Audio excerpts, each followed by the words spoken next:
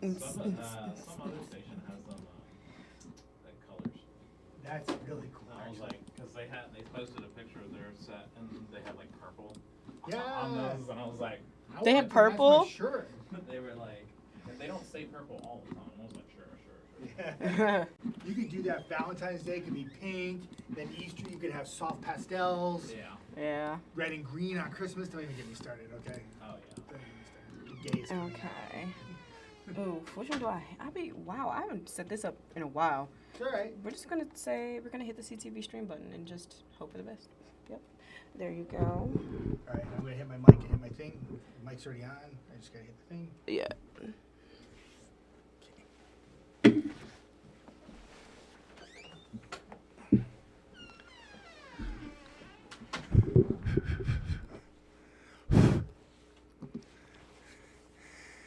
Hello, everybody. Happy Wednesday. 48 first alert weather day has been pulled back.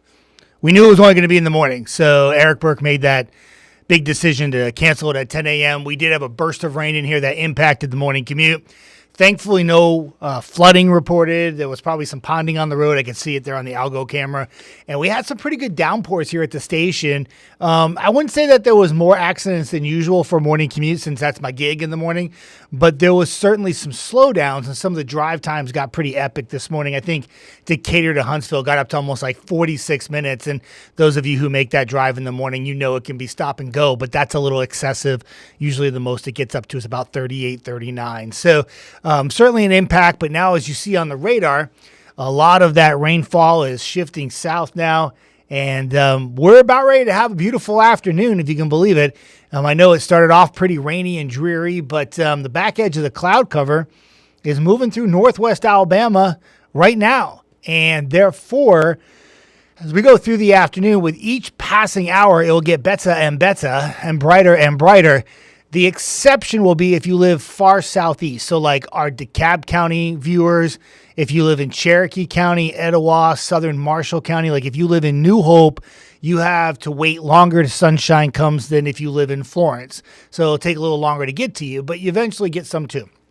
And overall, it turned out to be a pretty nice day after a little hiccup in the morning. So temperatures have dropped. Now, our temperature at like 12:01 or midnight or whatever in Huntsville was 59 degrees. That's probably going to be the high temperature for the day.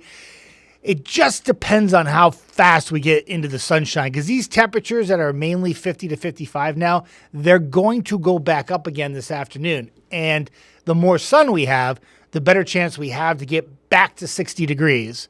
If we have more clouds or they linger longer, we'll probably be like 55 or 56. Nonetheless, it's still not a bad afternoon after waking up this morning. And it was pretty bleak out there this morning. Now, the shoals, I see some brighter skies. So that's indication the cloud cover is thinning out just a little bit, which is good. Temperature sitting at 50. Now, the next camera I have up is Decatur, and that's a bit more overcast. So it's going to take a little while to break through the clouds. Hopefully they won't be stubborn. It'd be wonderful to get into a little bit of sunshine this afternoon and enjoy a beautiful afternoon, because we have a beautiful day for Thursday and Friday coming up too, before we have another 48 first alert weather day for Saturday, which is really Saturday night and a Sunday, which will be the highest impacts. And I'll talk about that coming up here first in just a moment. So afternoon, brighter and brighter each passing hour, back to near 60. Watch out tonight and for the morning commute tomorrow. I am off tomorrow. Eric Burke will be here and he will be covering it, but there's a pocket of some dense fog. It all depends on how much do we mix the air out tonight. What I mean by that is, do we keep the winds going? Do we not keep the winds going? The calmer the winds, the more fog that will develop. The winds stay gusty, it will reduce the amount of fog. So Eric will be watching that for the morning commute tomorrow. It does look like temperatures will stay above freezing, but it will be chillier than it has been, with temperatures in the mid-30s. 3-day forecast, Thursday and Friday are Trash Panda home runs, and they look good. Near 60 Thursday, 60s on Friday, a little chilly at night, but dry and sunny. Then the 48 first alert weather day pops for Saturday. A lot of you have been asking, is it severe weather threat? It's not so much thunderstorms at this time. It looks like sometime after about 4 p.m. or maybe even 7 p.m., depending on which forecast model you want to go with, that on Valentine's Day, there's going to be some rain that comes in. It looks like after midnight, that rainfall intensity will pick up, and it will be with us for much of the day on Sunday and really heavy during the morning hours. Some of the forecast models spitting out 2-3 inches of rainfall. That will certainly be impactful during the overnight hours into Sunday morning. There could be a few thunderstorms, though at this time, it does not look like the storms will be strong or severe, but a little rumble of thunder goes a long way at night to freak everybody out. Got a high of 55 Saturday, but now with the rain pushed back until later in the day, might have to take that high temperature and bump it back up to 60 degrees. Nonetheless, if we push the rain back into the afternoon and evening hours, and the later that rain comes in, that gives you a window of opportunity during the day on Saturday to run some errands. Maybe you're doing a little Valentine's Day dinner at home and you got to go get some groceries. Overall, good for the day part. But then if you have plans to go out Saturday night, that rainfall starts to become heavy at times and it will impact your plans on Saturday evening. Obviously, if you're going out to dinner and you're dressed all up and it's Valentine's Day and you're trying to impress your significant other and you don't want to get wet, that's going to be tough to avoid. Somebody sent me an email, so cute. I know Steve. He's a good guy, right? So I talk to him all the time. He watches us on the weekends. Him and his wife have been married for I think it's 15 years. And he had to confess to her because he had this really cool plan Saturday night. He was going to set up a glamping thing where he was going to roll out a table, and he has a friend of his that cooks, and he was going to have him prepare a meal on the grill at this glamping site. And he's like, tell me, Jeff, it's not going to rain. And I was like, oh, what a great idea. How romantic is that, right? And he was going to bring her out and he was going to hide it from her. But now he's had to tell her the whole truth because it looks like they're going to have to cancel the glamping plans. They're going to have to do a more traditional dinner for Valentine's Day. But he had this thing set up, and he writes me last week and he goes, tell me it's not going to rain on Saturday night. And I've been watching it. I had Monday and Tuesday off, and I kept writing him. I'm like, dude, it's not getting good. So he actually had to change the plans this morning. He's going to have the dinner be cooked at the house instead. But that's, what adverse weather will do. It doesn't have to be severe weather, but certainly going to have an impact on that particular situation. But once the rain is out of here on Sunday, it looks really good for next week. I get almost giddy when I look at the forecast because there's a few showers next Thursday, but it doesn't look like much rain, but just a really spring-like feel. We've had a little taste of spring this week, Monday and Tuesday. Obviously, the speed bump this morning with the rain before we get back into sunshine this afternoon, but the stretch of weather really since last Friday has been really good.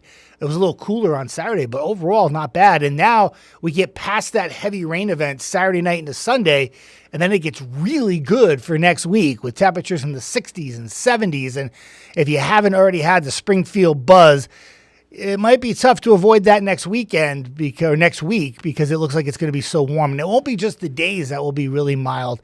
It'll be the nighttime too, where the temperatures will probably be in the 40s and maybe even near 50 degrees at night, which will be awesome. So unless you're a fan of really cold and you want snow, I get it. There's still have plenty of winter time left. We don't wrap up this winter thing on the calendar till the third week of March. So there is time. But I will say this, when we got to the end of January, it was pretty chilly, right? Going into February, we had some cold days. And then the forecast models hinted that at the end of the first week, beginning of second week, we'd have a really nice warm up. But then there was supposed to be the bottom was going to drop out of this thing after Valentine's Day. For those of you who follow all those wacky pages on social media, they were talking about a snowstorm for the 13th and 14th. Obviously, that's not the case. And the whole entire thought process, that's why when you look past a 5 or 6 day forecast, you're trying to get a general perception of what's happening, right? You're not pinpointing exactly when the rain's coming or exactly what that day has in store for you hour by hour. You're just getting a basic general idea. And, when we got into February, it looked like getting in past the 14th into the 15th and 16th, there was going to be some really cold air. That's not cold. And that's why it's so different. A hardcore forecast is so different than a general description of what's going to happen. Those patterns can take a change. And much of the U.S. right now looks like as we go into the middle part of February is going to be way above average, including here in the Tennessee Valley. and it looks like it will probably stay that way until the end of the month. And therefore, somebody asked me yesterday, is there any snow in the forecast? Are we going to get cold again? And I always say never rule that out, because you could still get cold in March and April. But right now, what was looking like could be a really cold second half to February looks pretty toasty on that 10-day forecast. There's a lot of above average temperatures there. So, all right, I got to wrap this up because TVL, Tennessee Valley Living, they're going to be streaming in here soon for the 11 o'clock with the Olympics on. The studio and being on air is off limits. So they will be in here. They will be streaming and doing their thing in here. I come in, do a weather hit. And then I think, if I'm correct, we have a newscast in here at noon as well. We'll be in the studio, but it will be streaming here. And we'll have to make sure that we have the availability to use this again at noon, as we're getting everything we can out of our streaming, because with the Olympics on, it's hard to run our normal newscast. So we're trying to keep it so that people who still want to see the news or Tennessee Valley Living have that option, and we do it right here and we stream for you. And they'll be in here at 11 o'clock doing their thing. And then at noon, we'll be doing our thing on air, but it will stream right through here. So should be good to go. Enjoy the rest of the day, everybody. A little rain this morning, out of here, gone. Now we get some sunshine in. Enjoy Thursday, Friday, and just get ready for a good old-fashioned gully washer this weekend, Saturday night into Sunday, with some heavy rain in the forecast. Everybody have a fantastic day.